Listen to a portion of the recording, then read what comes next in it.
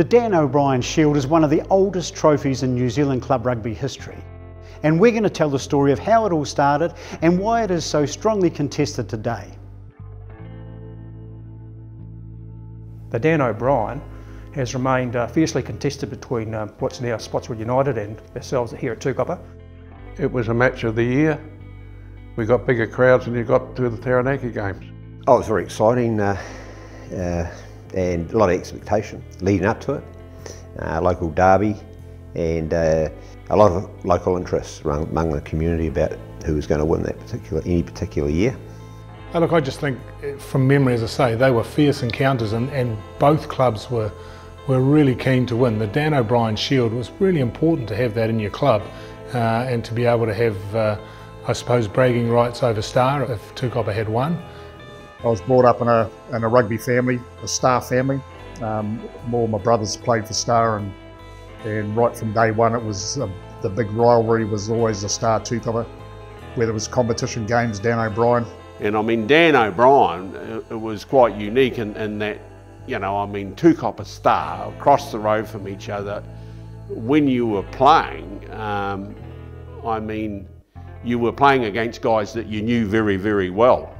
I think the trophies, the likes of the Carbine Shield and the Dan O'Brien, added a little bit of extra edge to to what was already a pretty deep rivalry.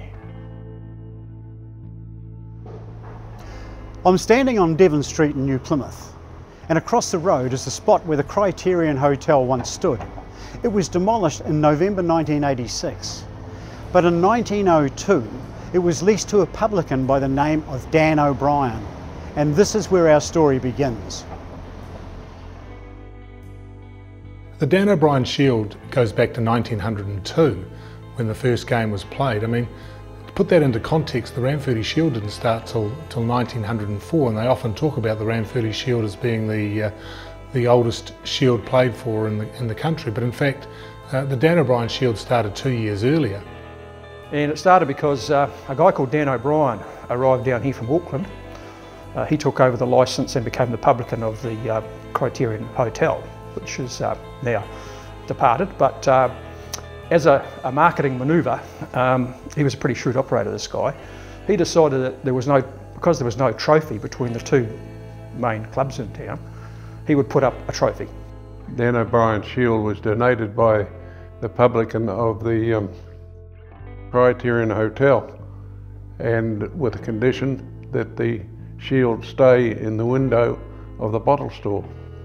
And it was contested every season on a huge day when all the teams from both clubs would meet at the host club venue and play right through the grades. But the top trophy was the Dan O'Brien Shield. It was contested at Senior A, or what we call Prems these days, between the two top teams from both clubs.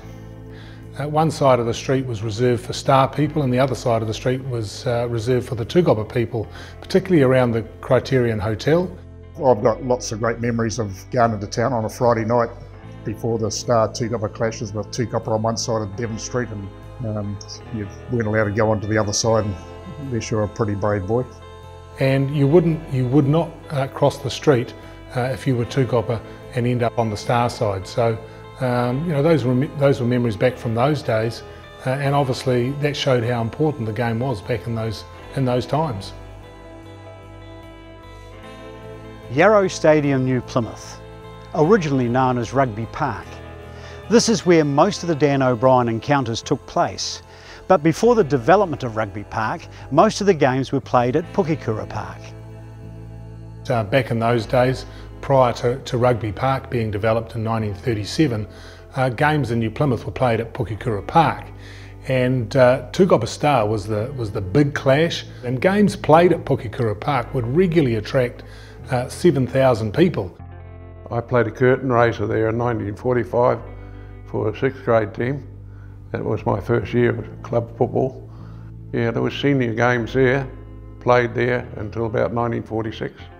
And of course, you could only sit in the areas reserved for your club. So if you're from Tukapa, you sat on one side, and if you were Star, you'd sit in the other, and never would the two intermingle. The story went that on the day, the particular Saturday when the Dan O'Brien contest took place, it was only a fool that would schedule something like a wedding or some other social event, because no one associated with either club would ever miss the Dan O'Brien, because it was the next biggest thing to winning a Premier title or a Senior A championship. Rugby was the main Saturday afternoon sport, and people didn't have the social and changes which have happened since, but people would go to rugby, and 7,000 people at a club game. Imagine that today. The Dan O'Brien Day became such a big event that other trophies were created for all the individual grades. There are other trophies from the other grades. Interestingly enough, Dan O'Brien's wife decided that because what they called the juniors in those days, which we now call Senior Bs, didn't have a trophy, she put up a trophy 2 or 3 years after 1902 to be a contest between the Senior B teams from Star and Tukapa, and that was known as the Carbine Shield. That was actually named after a racehorse that they had trained and owned, which won a Wellington Cup and an Auckland Cup, I think, and it was a very famous racehorse back in the day. Which went on to win the Melbourne Cup after they had owned it. So the Senior Bs contest the Carbine Shield along with the Senior A's contesting the Dan O'Brien, and historically all the other grades, right through the likes of 5th grade, 6th grade, 7th grade, all had a trophy that they competed for, and the overall team that won the most grades would take out the overall trophy for the contest. But you know, Dan O'Brien, still called Dan O'Brien Day, because the Dan O'Brien Shield is the one that the Senior A's contest. When listening to stories and reading articles about the Dan O'Brien, there is no doubt that the culture and the passion developed by the clubs and their players is the reason that the Dan O'Brien is played for today. It's clear in the early days, players' enthusiasm and passion would often result in a bit of biffo, but after the game, all was forgiven. Well, it seemed that whether it was the Dan O'Brien encounter or not, whenever we played Star, it was a fairly brutal sort of an experience. They were hard men, and we thought we were equally as hard. I started in 1953 and I played until 81, which was my last game. My wife couldn't understand how I used to come beaten up home after a Dan O'Brien game. I've got memories of playing with people in the Star Club like Ross Fraser, and I think there was about 3 Senior A clashes that I played in Dan O'Brien with Donkey, and those are one of the biggest memories. You know, the players I was up against in terms of the Star team, I think Donkey Fraser was still playing, and he was an idol of mine when I was growing up, watching him play. When I played was in the era of biffo.